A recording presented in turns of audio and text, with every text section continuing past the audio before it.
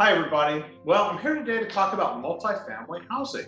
So, CoStar, a big, huge commercial deal, the parent company of LoopNet, if you've ever heard of them. Anyway, they do a lot of research on commercial real estate. So, I happen to be involved with multifamily, so I thought I'd share that with you today. I have a lot. There's graphs. You're not going to be able to read them. But if you're interested and you want more, I can send it to you, or you can certainly call, email, text, whatever. We can talk about it, right? So anyway, let's talk about this presentation from CoStar. So the main thing is, yeah, there are some scary projections out there, no doubt about it. There's this initial shock was pretty rough on a lot of people, but I think people are starting to wrap their heads around it. And guess what? There's a light at the end of the tunnel, and it's not a train. It's good. So let's get into it a little bit more. So the thing is, renters are going to lose more jobs than owners. Generally speaking, they tend to be more in the leisure business, the hospitality type business, right?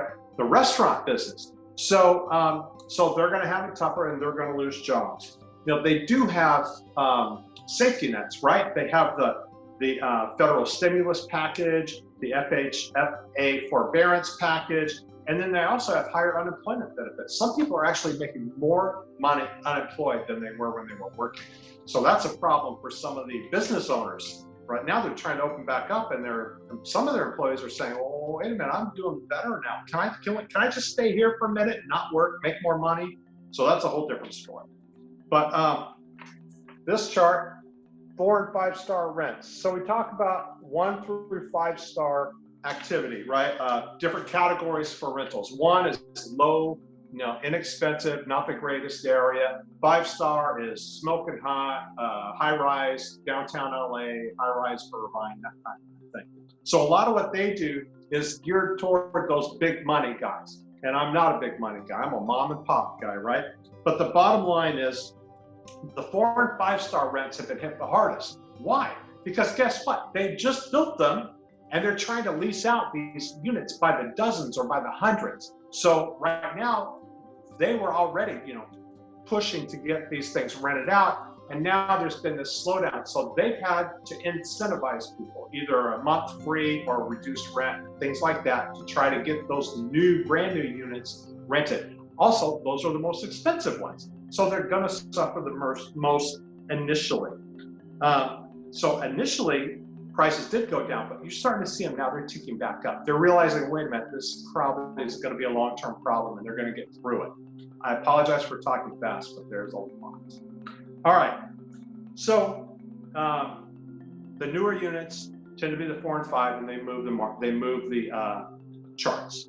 The good news is the small investors have 1 to 3 star properties, and they are more solid, more stable.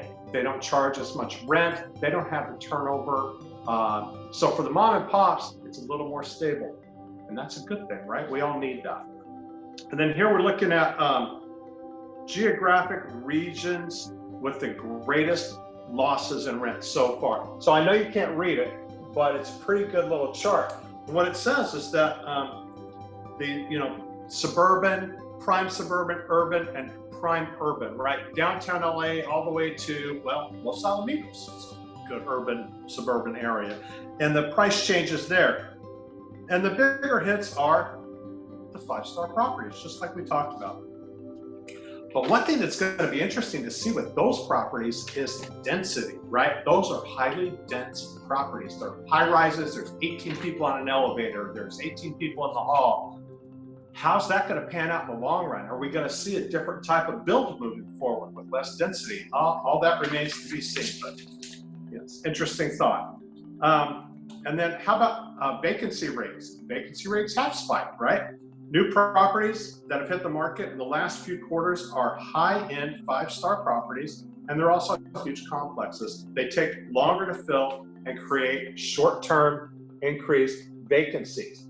So they skew the market. They make it seem like, the news is going to say vacancies are up. Well, they're partly up because for the first time in a long time, we actually have some building going on, right? And of course, not great timing for that right now, but they'll all get rented out and it'll all be fine. Don't you worry. And then the rent losses are heaviest in areas with the most exposed workers. How about Las Vegas, Fort Lauderdale, Florida, places like that. Places where leisure, hospitality, retail, and energy, Houston, Texas, they're taking the biggest hits because they're having the most job losses. So that's another thing, if you're thinking about where to invest, something to think about. Volumes here's an interesting thing. We're all sitting at home, well, some of us are, and you know what you're doing? You're looking at stuff like this, right? You're looking at Facebook and you're looking at units. You might be looking at houses, you might be looking at apartments, but there are a lot more searches, right? Well, guess what? The apartment searches have gone up. They've spiked dramatically. And so at first when this hit, they kind of went down. And now look, they're going back up. So people are back searching again. They believe there's a light at the end of the tunnel. And they want to see what's happening with rents. And so they are looking. Obviously, do we know, are they window shoppers or are they buyers or renters? We'll find out. Okay, leads. Lead generation is resurging. Could possibly even mean rent growth. So I won't show you that one, but people are looking. People are on the internet checking them out. Not as many sales coming to market. So no, there's not. Nobody's selling. That's part of the problem. I bet if somebody did, they would sell their building. But nobody's selling right now because they think it's not a good time.